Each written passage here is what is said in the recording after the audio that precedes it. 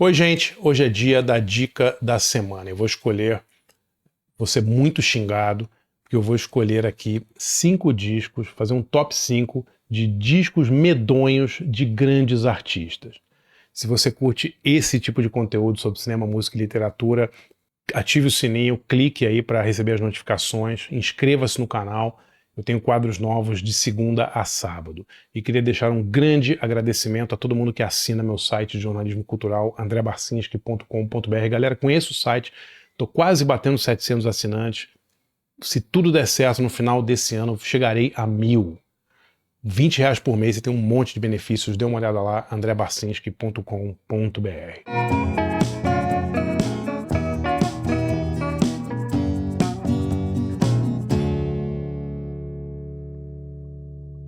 Bom, eu sei que eu vou ser muito xingado aqui por fãs de vários artistas e bandas famosíssimos, mas eu não resisto. Eu vou fazer hoje uma lista de 5 discos terríveis, péssimos, lançados por grandes artistas, artistas que eu adoro. Né? Isso acontece às vezes, né? Você tem um artista que tem uma carreira longa e tal, ele tem discos horríveis, né? Todo mundo tem. E eu fiz essa lista aqui, depois você manda a sua lista, vamos comparar aqui, ver se você concorda, discorda, me xingue, elogie, mas faça a sua lista também que vai ser bem legal. Galera, sem nenhum tipo de ordem, não tem do pior pro melhor, não tem ordem cronológica, não tem ordem de nada. São 5 discos horríveis de grandes bandas. Bom, o primeiro disco, galera, é um disco que eu sempre penso quando eu lembro em grandes bandas que fizeram discos medonhos. É um disco do The Clash chamado Cut the Crap.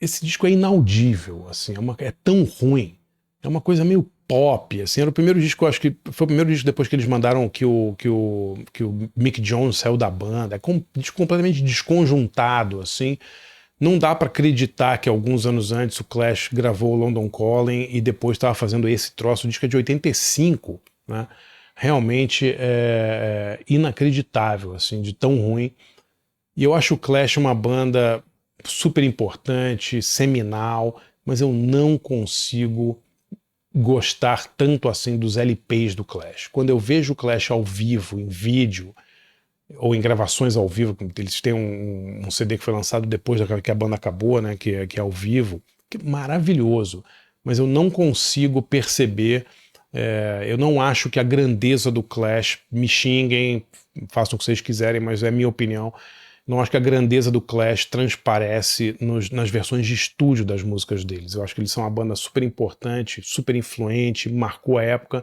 mas eu não consigo gostar da produção, não consigo gostar da sonoridade, mas talvez seja só eu mesmo, né? O segundo disco da lista, galera, é de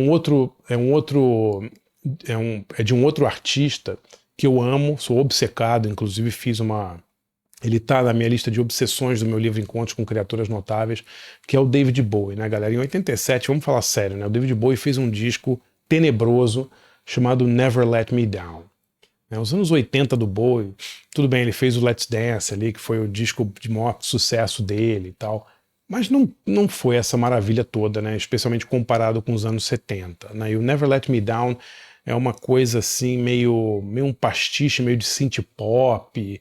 Eu não sei muito onde que o David Bowie estava com a cabeça, né? Ele fez o Let's Dance em 82, aquele disco perfeito ali com Nile Rodgers, né? Pop perfeito e tal, e ele não consegue levar isso adiante. Eu não sei o que ele estava pensando nessa época do Never Let Me Down, mas é um disco assim que acho que até os fãs mais fervorosos do David Bowie vão concordar que não dá para ouvir, é inaudível de tão ruim. Falando em Never Let Me Down, eu vou escolher mais um disco aqui de uma banda que é uma banda engraçado, né? Quando eu escrevi sobre o Never Let Me Down, eu falei justamente que o David Bowie estava tentando imitar o Duran Duran, e é verdade, né, nesse disco.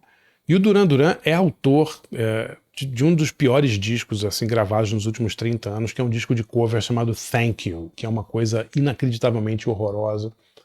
Não dá para acreditar que pessoas com bom senso, como Simon Le Bon, eu não sei onde eles estavam com a cabeça para gravar um disco de cover deles.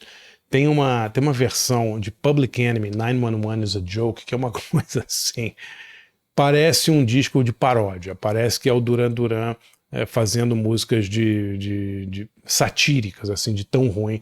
Tem a versão de Perfect Day do Lou Reed, que é do Transformer, um disco clássico do Lou Reed, né?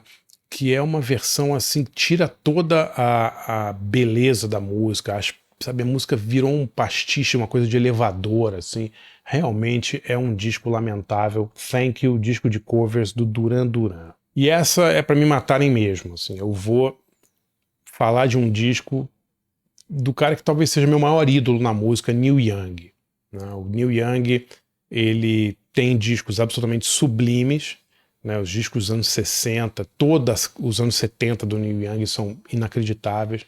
Nos anos 80 ele dá derrapadas feíssimas com os discos meio eletrônicos e tal. Pô, mas nada supera um disco que o Neil Young lançou há uns 10 anos atrás, chamado Storytone. Eu ainda tenho calafrios ao ouvir esse disco, assim, é uma coisa... Eu não consigo chegar perto desse disco, de tão ruim que é. É basicamente um disco com as piores letras que o Neil Young já escreveu, letras assim que parecem ter sido escritas no jardim de infância. E a banda, o Neil Young sempre teve bandas maravilhosas, né? Os Stray Gators, o Crazy Horse, ele sempre teve bandas assim, ele foi acompanhado pelo Pearl Jam, né? Ele sempre teve gente maravilhosa ao lado dele, Nils Lofgren, Danny Whitten, um monte de músico foda e tal.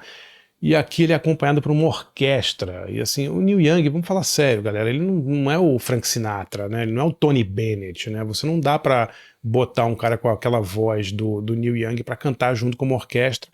E ele fez isso com Storytone. É um disco que...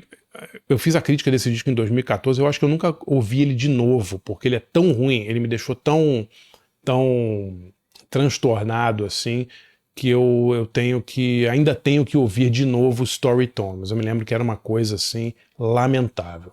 E minha última escolha no top 5 de discos horríveis feitos por grandes artistas é um LP que eu não sei até hoje onde que a galera tava com a cabeça quando resolveram fazer esse disco, que é o tal do Lulu, do Metallica com Lou Reed. Assim, só o ego desses 5 caras, né, os 4 do Metallica e o Lou Reed, egos do tamanho de caminhões, para achar que uma reunião dessas, vamos juntar o Metallica com o Lou Reed, vai dar bom. E não deu bom, né, galera? Tudo nesse trabalho é horrível. A música é horrível, a capa é horrível, os clipes são horríveis, as fotos são horríveis. Tem umas imagens do Metallica com o Lou Reed, todo mundo com uma cara de mal, assim, com umas jaquetas de couro. Eles parecem, assim, aqueles gangues de motoqueiro que se encontram no Frango Assado, ali na Dutra, sabe? Tipo, tudo de preto com uma caveira nas costas e tal. É uma coisa, assim, absolutamente lamentável. Eu não sei onde eles estavam com a cabeça. Essa coisa de achar que você junta duas coisas que elas são boas separadamente e elas vão dar bom quando elas se juntam. E nem sempre é assim, galera. Lulu com o Lou Reed Metallica é um dos piores discos feitos por grandes artistas.